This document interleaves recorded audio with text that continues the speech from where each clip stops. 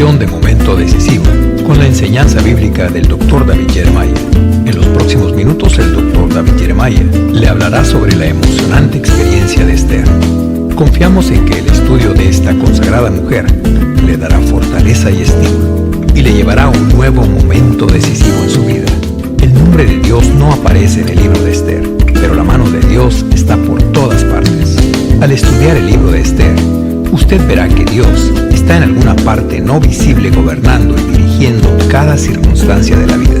El cuidado providencial de Dios para su pueblo se evidencia con todo cuidado en esta experiencia emocionante de la reina Esther. Y ahora con ustedes nuestro maestro, el Dr. David Jeremiah, para introducir el programa de hoy. Leí de un hombre que fue mordido por un perro, y luego se descubrió que el perro tenía rabia. Llevaron al hombre al hospital, en donde los análisis revelaron que, en efecto, había contraído rabia. En el tiempo en que tiene lugar este episodio, la ciencia médica todavía no había hallado la solución al problema, así que su condición era incurable y terminal. Señor, vamos a hacer todo lo posible para que se sienta cómodo, pero no podemos darle ninguna falsa esperanza. No hay nada que podamos hacer en realidad. Mi mejor consejo es que ponga sus cosas en orden lo más rápido posible. El hombre moribundo se hundió en la cama completamente aturdido. Finalmente, logró reunir suficiente fuerza y pidió lápiz y papel.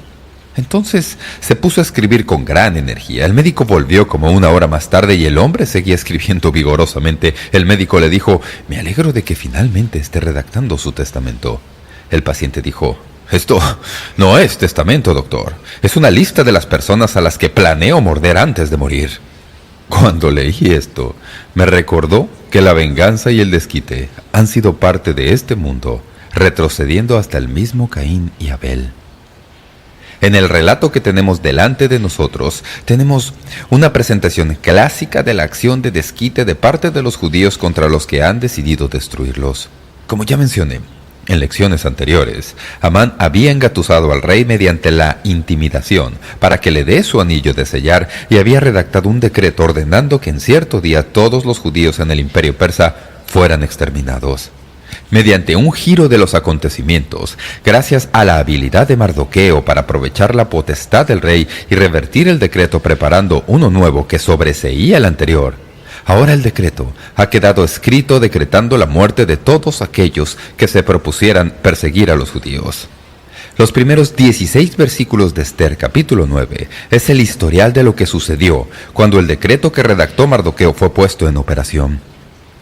Quiero avanzar en este relato lo más rápido que sea posible para llegar al impacto real de lo que debemos aprender de esto. Así que, noten, en el versículo 1, la reversión del poder. En este versículo se nos dice, en la mitad del versículo, que en el día cuando los enemigos de los judíos esperaban enseñorearse sobre ellos, sucedió lo contrario. Y fueron los mismos judíos los que adquirieron dominio sobre los que los aborrecían. Así que en un cierto día, todo lo que el malvado Amán había planeado fue revertido por completo. Y en lugar de que los persas persiguieran a los judíos para aniquilarlos, son los judíos los que ahora están persiguiendo a los antisemitas persas para quitarles la vida. Mardoqueo dictó el decreto opuesto el 25 de junio del año 474 a.C. El decreto se ejecutó el 17 de marzo del 473 a.C. Los judíos habían tenido la mayor parte de los meses que corresponden al verano, otoño e invierno en el hemisferio norte para alistarse para ese día crucial y estuvieron listos. Lo que Amán había esperado que le sucediera a los judíos, ahora resulta que son los judíos los que están haciéndolo a los que los aborrecen. Por un periodo de tiempo, por todo el imperio persa, fue como si hubiera una guerra civil. Dos partidos opuestos listos para agarrar al otro por la garganta, cada uno con el derecho legal de matar al otro, dependiendo cuál decreto estuvieran acatando. Asuero literalmente había permitido que una guerra civil brotara justo debajo de su nariz, así que tenemos en el versículo 1 la reversión del poder. Noten, en los versículos 2 al 4, el desquite contra los perseguidores. Los judíos se habían reunido en las ciudades y habían salido ahora para aplicar venganza contra aquellos que se proponían matarlos. Es interesante notar, al leer la Biblia, que todos los que intervenían en la dirección del gobierno persa y que, anteriormente, habían defendido la causa de Amán, ahora, en un mismo día, al parecer, cambiaron de lado y están con Mardoqueo defendiendo la causa de los judíos. Note a todos los que se mencionan en el versículo 3. Dice: y todos los príncipes de las provincias, los sátrapas, capitanes y oficiales del rey apoyaban a los judíos. Esta es la misma lista de gente que, algunos días atrás, habían ayudado a Amán. Habían cambiado su lealtad de la noche a la mañana. Usted dice, ¿no es eso extraño? No, así es como funciona la política. Así es como funciona el sistema político.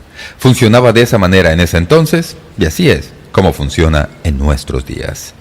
¿Alguna vez ha notado la forma en que los políticos conservadores cambian su punto de vista respecto al aborto desde que llega a ser evidente que una persona que sostiene una firme opinión a favor de la vida va a tener dificultades para que lo reelijan? De repente, todos los políticos conservadores reconsideran la opinión en cuanto al asunto. No es nada nuevo. En esta situación en particular, los dirigentes del gobierno persa han determinado que no iba a ser ventajoso continuar defendiendo la causa de Amán. Él ya está muerto, y Mardoqueo es quien manda. Así que, saltemos a su lado y pongámonos de su lado de la cerca, porque ese es el lado que va a ganar en esta ocasión. Es una ilustración muy interesante de lo que vemos muy a menudo en nuestro mundo. La carta de Amán verdaderamente había agitado a los que pertenecían a la comunidad judía y también a los persas. Si observan, en el versículo 16, verán que 75,000 personas fueron masacradas y recordarán que el decreto que preparó Mardoqueo fue solo permiso para defenderse de los que venían a atacarlos, así que bien podemos razonar que hubo 75,000 personas dentro del imperio persa que estaban procurando activamente la muerte de la comunidad judía.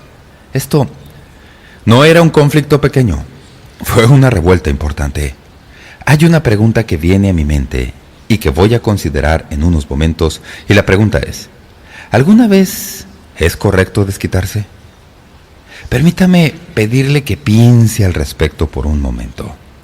Hicieron bien los judíos en su perspectiva cuando volvieron a esa comunidad con un fuerte sentido de venganza y persiguieron a los que habían propuesto atacarlos, tanto con amenaza y evidentes esfuerzos contra su vida.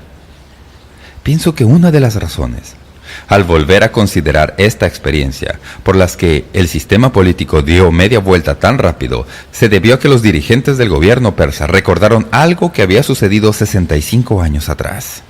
Voy a recordárselos porque sé que usted ya sabe la historia. 65 años atrás, aproximadamente en la misma región, Darío de Media sentenció a Daniel al foso de los leones. ¿Recuerdan eso en Daniel 6? Después de que Daniel fue preservado vivo a través de esa odisea, debido a que Darío no podía hacer nada para cambiar el decreto, era la ley de los medos y los persas. ¿Recuerdan? Darío no quería echar a Daniel en el foso de los leones, pero no podía revertirlo. Y después de que Darío preservó a Daniel en esa odisea, Darío quedó encantado. No pudo dormir toda la noche pensando en lo que había sucedido, pero cuando se despertó a la mañana siguiente y halló que Daniel había sido preservado, como leen en el capítulo 6, versículo 24 de Daniel, el rey dio órdenes de que trajeran a los hombres que maliciosamente habían acusado a Daniel y los arrojaran a ellos, sus hijos, sus esposas, en el foso de los leones, y ni siquiera habían llegado al suelo del foso cuando los leones saltaron sobre ellos y los despedazaron. Pienso que en la historia del imperio persa, los dirigentes que servían bajo Jerjes y habían sido influidos por Amán conocían ese episodio y se figuraron que si Amán ya no estaba ahí y Mardoqueo era quien estaba en el gobierno, sería mejor que se pasaran lo más rápido posible al lado de los judíos. ¿Qué es lo que dicen las Escrituras? ¿A quién le temían? Temían a Mardoqueo porque él había crecido y era evidente que el poder de Dios estaba en su vida, y no hay nada más intimidante que estar ante alguien que está bajo el poder de Dios y se está en el lado errado de la cuestión. Así que esta gente, no necesariamente por razones espirituales, sino por razones pragmáticas, se unieron a Mardoqueo y Esther y fueron parte de la purga de la noción antisemita dentro del imperio. Fue toda una purga. Noten, en tercer lugar, el registro de las víctimas. Hallarán esto en los versículos 5 al 10 y en los versículos 15 al 16. Permítame resumírselo.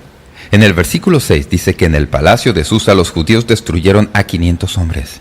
Y luego, por supuesto, en el versículo 10 se nos dice que mataron a los 10 hijos de Amán, el enemigo de los judíos. En el versículo 15 se nos dice que fueron muertos 300 hombres en Susa. Y luego en el versículo 16 se nos da el conteo total que nos dice que fueron 75,000 los que los judíos mataron, hombres que estaban persiguiendo a los judíos y se proponían hacerles daño. Es interesante leer en el versículo 5, dice que hicieron con sus enemigos como quisieron. Ese es un pensamiento interesante, ¿verdad? Los judíos hicieron como quisieron. ¿Qué quiere decir eso? Quiere decir, evidentemente, que buscaron a los antisemitas más destacados y no se limitaron a esperar para defenderse contra ellos, sino que tomaron la ofensiva y fueron a buscar a los dirigentes que querían perseguirlos e hicieron como quisieron. Mataron a este grupo en el palacio. En los versículos 7 al 10 se nos dice que mataron a los 10 hijos de Amán. Algunos que leen esto dicen, eso no parece que esté bien. Después de todo, ya habían sido desheredados. Recuerden que Amán lo perdió todo cuando Mardoqueo ascendió. Recordarán lo que sucedió. Si vuelven al principio del capítulo 8, descubrirán que todo lo que Amán tenía en propiedad fue dado a Ester y a Mardoqueo. Así que todos los hijos de Amán habían quedado desheredados, no tenían nada. Parecería como si fuera castigo suficiente. Pero debido a la petición de todos, los 10 hijos de Amán, fueron colgados en público y expuestos para que todos los vieran. Un comentarista se refiere a esta situación en particular en un esfuerzo por explicar el deseo de Ester de dar muerte a los 10 hijos de Amán. Este comentario lo pone en perspectiva. Leo textualmente. Si los enemigos de los judíos hubieran quedado decisivamente derrotados y si hubieran estado dispuestos a dejar a los judíos en paz, entonces la petición de Ester de hacer matar a los 10 hijos de Amán ciertamente se clasificaría como vengativa.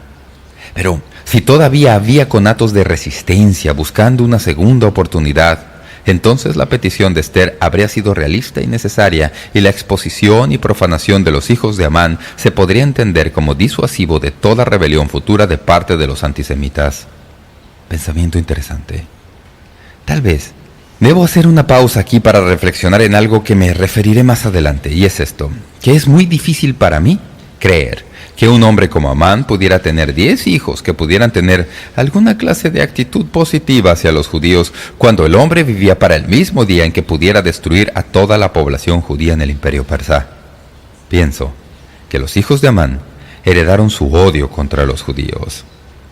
Así que tenemos gente que fue muerta en el palacio. Tenemos a los 10 hijos de Amán que fueron muertos y sus cuerpos colgados para que todos los vieran. Y luego, noten, en el versículo 6 dice que 500 hombres fueron muertos solo en la capital Susa. Es interesante que muchos en la capital evidentemente estaban tratando de destruir a los judíos. 500 dentro de la capital persiguieron a los judíos. Y no puedo dejar de retroceder con el pensamiento a algo que ya está escrito en el capítulo 4. Busquen Ester 4:13. ¿Recuerdan cuando Mardoqueo estaba tratando de persuadir a Ester de que necesitaba intervenir en todo el proceso? Le dijo algo que me vino a la mente y dice, entonces dijo Mardoqueo que respondiesen a Ester, no pienses que escaparás en la casa del rey más que cualquier otro judío. Tenía razón, ¿verdad? ¿Por qué? ¿Qué dice en el versículo 6 del capítulo 9? Hubo 500 personas en la misma capital que estaban decididas a destruir a la población judía. Ester vivía en la capital, y no había manera en la que ella hubiera podido sobrevivir si hubiera tomado la ofensiva contra los que perseguían a los judíos. Luego, por supuesto, en los versículos 15 y 16 se nos da el total de víctimas. 75,000 personas murieron. Muchos comentaristas, antes de la época de Hitler, consideraban que esa cifra era muy improbable. Decían que no había manera en que hubieran podido matar tal cantidad de personas. Luego vino Hitler y exterminó a 6 millones de judíos, aparte de la gente de muchas otras razas. Y de repente la cifra de 75,000 en Persia suena como si fuera posible. Si se retrocede en la historia y se trata de averiguar la población del imperio persa en ese tiempo, descubrirá que el imperio tenía una población de entre 70 y 100 millones. Los judíos evidentemente eran solamente unos 2 o 3 millones.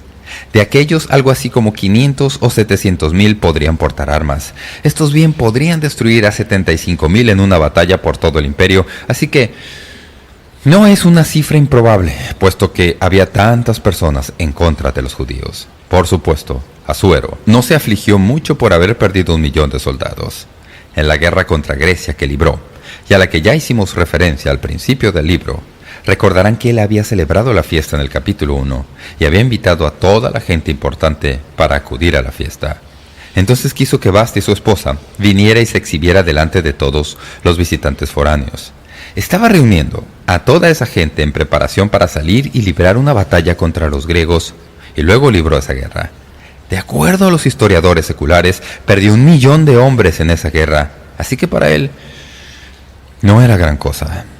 Para hombres como Jerjes o cualquier dictador en cualquier época, traficar con la sangre de su gente es solamente una manera pragmática de lograr ganancia o beneficios para sí mismos.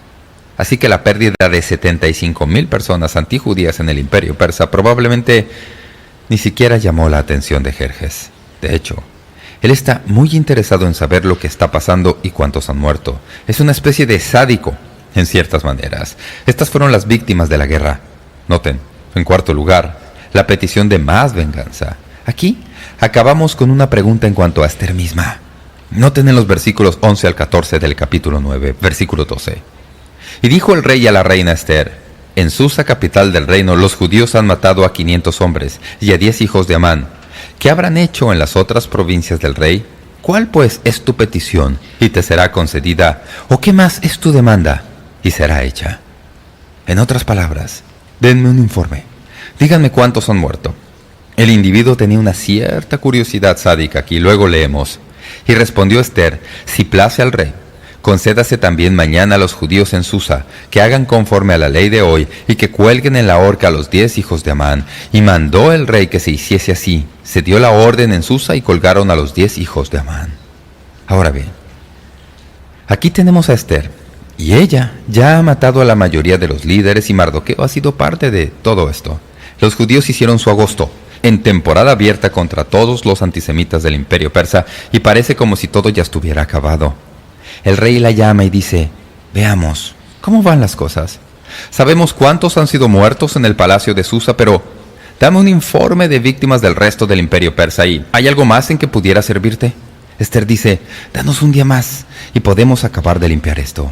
Así que lo decretaron, y les dieron a los judíos otro día, y los dejaron en libertad en el imperio persa un día más. Les permitieron salir y hacer su agosto contra los persas que aborrecían a los judíos. Algunos han dicho: resulta difícil poner esto junto con el espíritu de gracia justo de Esther, que a menudo se pinta en la personalidad de Esther y con que se le presenta tan a menudo al estudiarla como mujer. Esto no suena como carácter de mujer, nada humilde o mansa, para una mujer que vuelve al rey y le dice: ya he matado a 500, quiero matar otros más. De hecho, hay algo interesante en la historia secular. Es una nota de parte de un historiador griego llamado Herodoto, que da la historia de que Asuero o Jerjes, cuando volvió después de su derrota en la guerra contra Grecia, que ya mencioné, alrededor del año 480 a.C., que su esposa en aquel tiempo era una reina fría y vengativa. Por supuesto, es una referencia a Esther, porque cuando él vuelve de la guerra, Esther llega a ser su reina. Eso podría ser, por supuesto, una explicación de afuera de lo que pasaba en la vida de Esther, que ella se había vuelto fría y vengativa. Ella intervino y puso fin a las actividades de Amán. Ella pudo salvar a su pueblo de sus enemigos y fue contra sus enemigos y los exterminó. Es interesante para mí que una de las razones por las que hubo una pugna tan amplia de estos antisemitas, y especialmente de los 10 hijos de Amán, es que había una historia largamente sostenida de esa familia, como ya hemos rastreado anteriormente en este estudio, que se remonta hasta los mismos amalecitas. Cuando tengan tiempo, busquen en la Biblia y lean Éxodo 17:14 y Deuteronomio 25:17 al 19. Al estudiar esos pasajes, descubrirán que hay una tremenda historia de aborrecimiento de Dios de parte de este pueblo en particular. Recuerden que al principio del libro de Esther se menciona a Amán como siendo agageo. Es descendiente del pueblo de Amalek, y quien Dios aborrecía debido a que cuando los israelitas salieron de Egipto los atacaron y destruyeron a sus mujeres e hijos. Y Dios dijo que vendría un tiempo del futuro en que literalmente eliminaría de la faz de la tierra a ese pueblo. Hasta donde sabemos, después de que Amán fue muerto y colgado en la horca que había preparado para Mardoqueo, ahora todos, sus 10 hijos, han sido muertos y la posteridad ha sido eliminada. Ese es el fin del pueblo de Amalek. De una vez y por todas, la promesa de Dios respecto a ese pueblo se había cumplido. Se acabó y nunca más se vuelve a oír de ellos. Así que aquí tenemos la petición de más venganza. Luego, permítanme pedirles que noten, en quinto lugar, la contención respecto al botín. Quiero que noten en la Biblia, y si usted suele subrayar frases, debe subrayar una frase que aparece 3 veces en el capítulo 9. En el versículo 10 dice, 10 hijos de Amán, hijo de Amedata, enemigo de los judíos, pero no tocaron sus bienes. Subraye esa frase, pero no tocaron sus bienes. Pasen al versículo 15 y noten, y los judíos que estaban en Susa se juntaron también el 14 del mes de Adar y mataron en Susa a 300 hombres. Y ahí tenemos de nuevo la frase, pero no tocaron sus bienes. Luego en el versículo 16, en cuanto a los otros judíos que estaban en las provincias del rey, también se juntaron y se pusieron en defensa de su vida y descansaron de sus enemigos y mataron de sus contrarios a 75,000. Y aquí está la frase de nuevo, pero no tocaron sus bienes. A veces cuando leen este capítulo, algunos dicen que esto simplemente es desquite desenfrenado de parte de Ester, Mardoqueo y los judíos. Dicen que simplemente soltaron todas las amarras y son tan malos como lo eran los persas. Se dedicaron simplemente a destruir totalmente a los que estaban contra ellos. Permítanme recordarles que esto no es necesariamente cierto. Hay una medida de contención incluso en lo que Este y Mardoqueo hicieron a estos 75,000 que murieron. Vuelva al capítulo 8 y noten lo que dice en el versículo 11, que el rey daba facultad a los judíos que estaban en todas las ciudades para que se reuniesen y estuviesen a la defensa de su vida, prontos a destruir y matar y acabar con toda fuerza armada del pueblo, provincia que viniese contra ellos. Y aquí está lo que usted debe observar con toda atención, y aún sus niños y mujeres, y apoderarse de sus bienes. Así que el decreto que había sido dictado por medio de Mardoqueo les había dado permiso a los judíos para hacer 3 cosas. Podrían destruir a los adultos, podían destruir a las mujeres y a los niños, y podían apoderarse de todo el botín que pudieran conseguir de esa gente. Pero, noten, Ester, Mardoqueo y los judíos hicieron solo una de las 3 cosas. Mataron a los hombres. En todo informe estadístico de las víctimas en el capítulo 9 son los hombres a los que se informa que han matado. Sé que algunos tal vez dirán, ellos representan al todo, pero no hay evidencia en este capítulo que yo halle de que mataron a mujeres y niños. No hay evidencia, prueba absoluta de que tomaron algo de lo que el decreto les permitía tomar.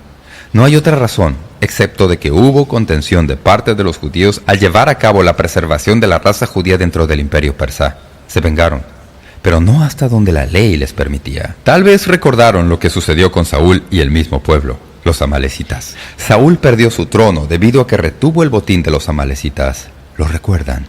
Luego mintió a Dios y Dios le quitó su autoridad. Así que la experiencia entonces es una experiencia de venganza y desquite.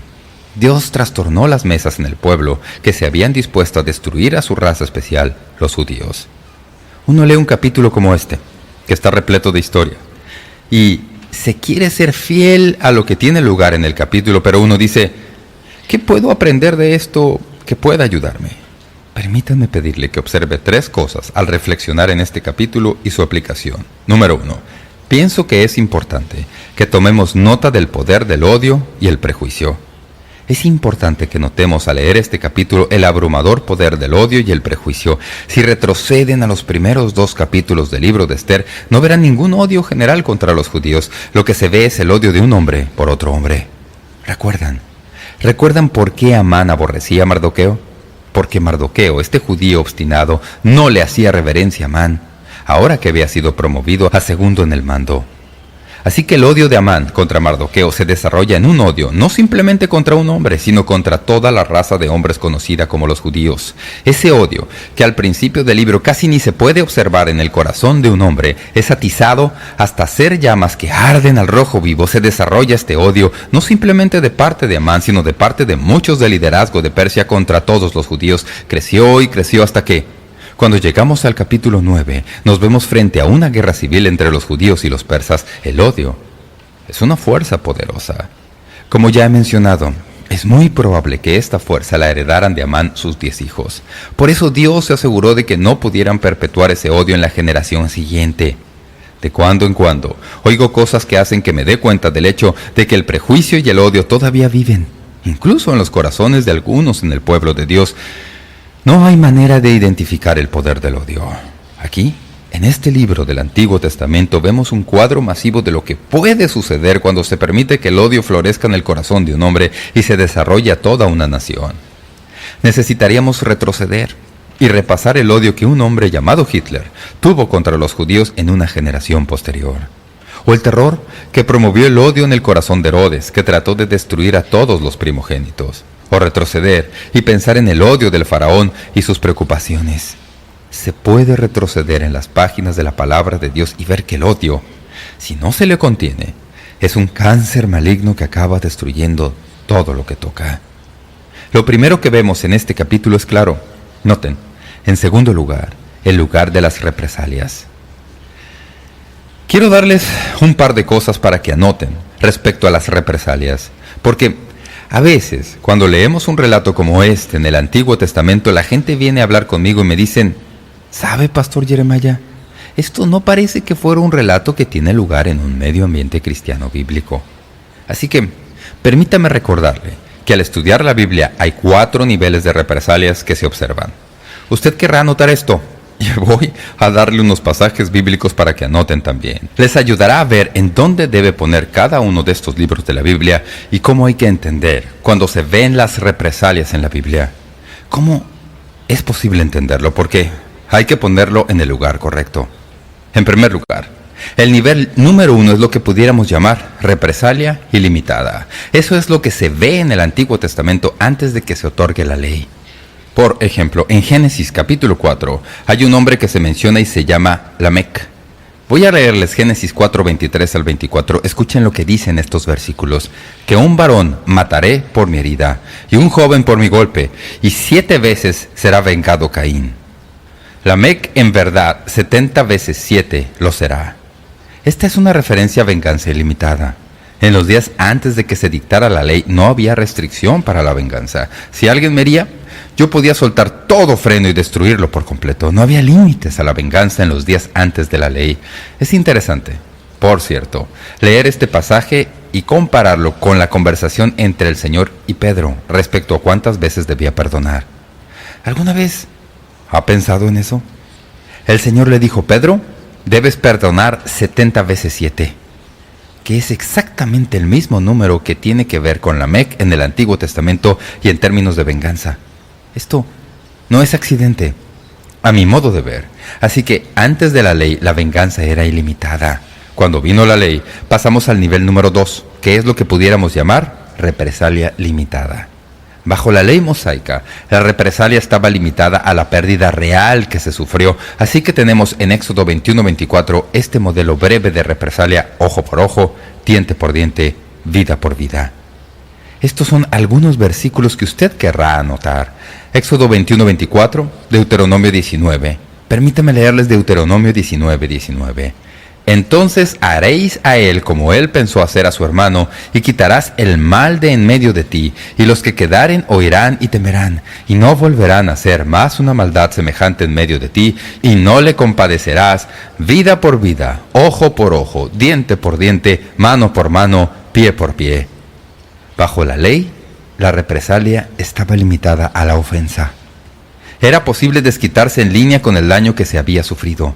Así es como fue escrita la ley de todo el Antiguo Testamento. Así que tenemos antes de la ley represalia ilimitada. Luego, bajo la ley tenemos represalia limitada. Cuando se llega al Nuevo Testamento hay un tercer nivel de represalia que se menciona. No sé exactamente cómo rotular esto, pero he escogido titularlo No represalias.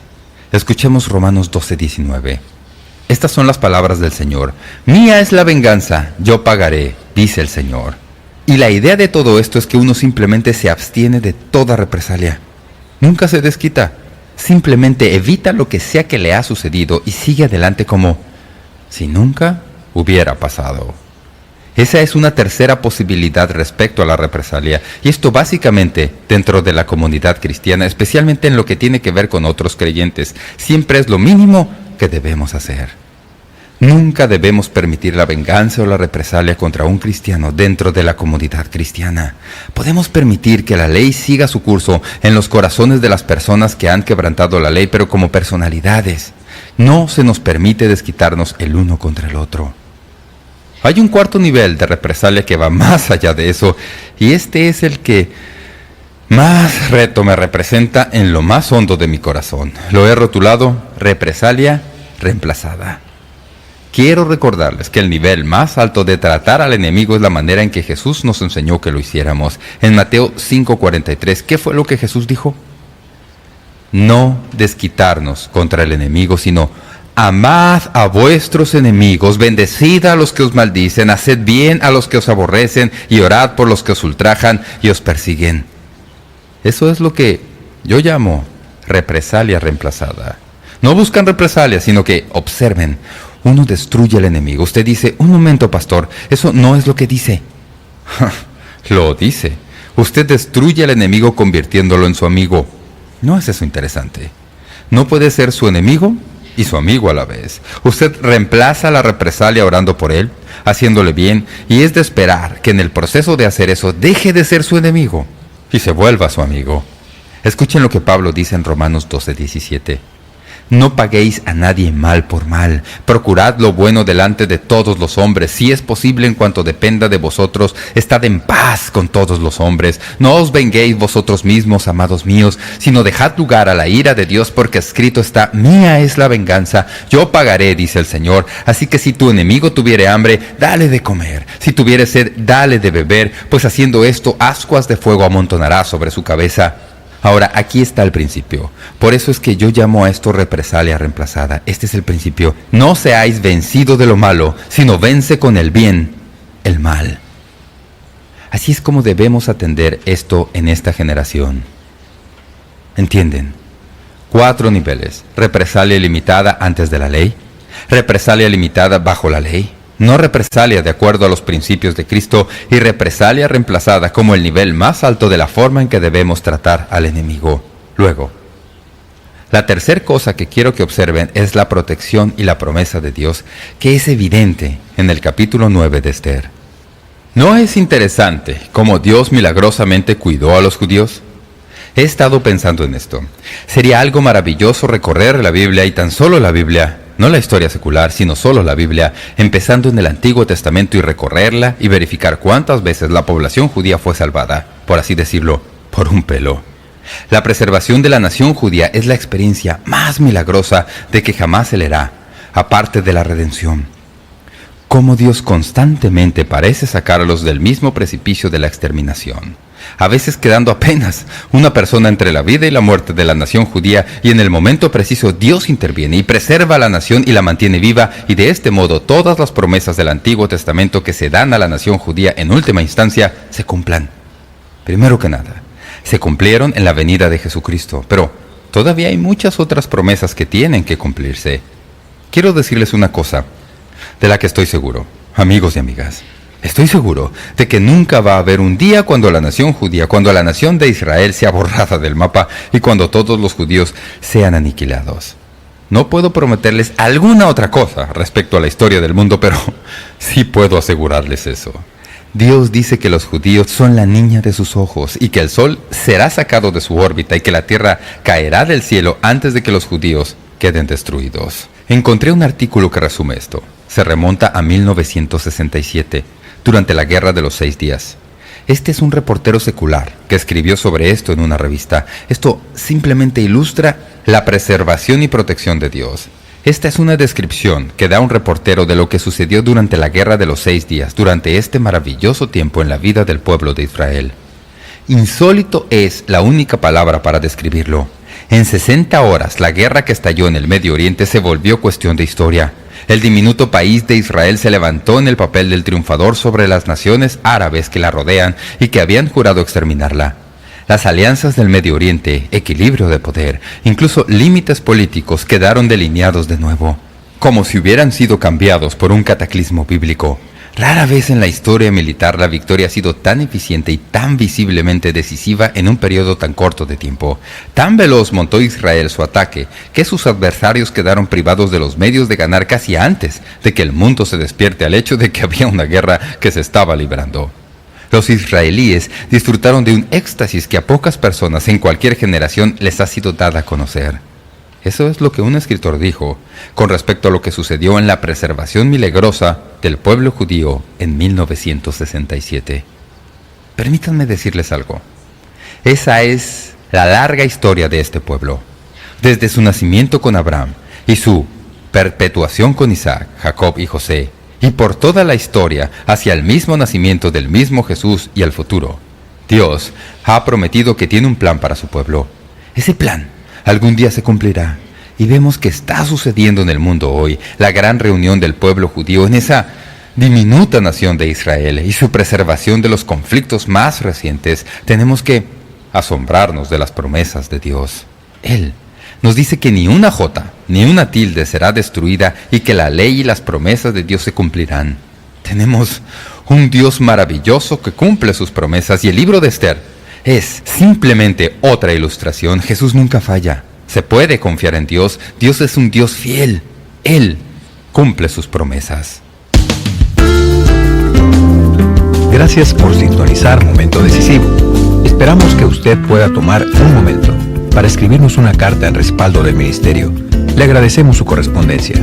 Y cuando escriba, aun si nos escribe por correo electrónico, sírvase a anotar claramente su nombre y dirección completa. Este mensaje corresponde a la serie completa de enseñanzas titulada Esther, para esta hora, en 11 discos compactos. Si desea solicitar una copia de este mensaje, puede hacerlo visitando nuestro sitio web, momentodecisivo.org, o escríbanos a la dirección que le damos enseguida.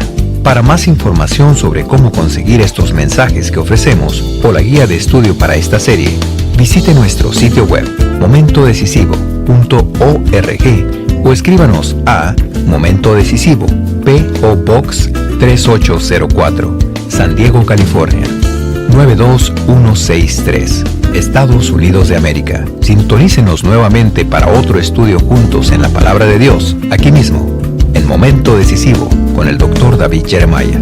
También puede escuchar Momento Decisivo cuando guste en nuestra página de internet, ubicada en momentodecisivo.org.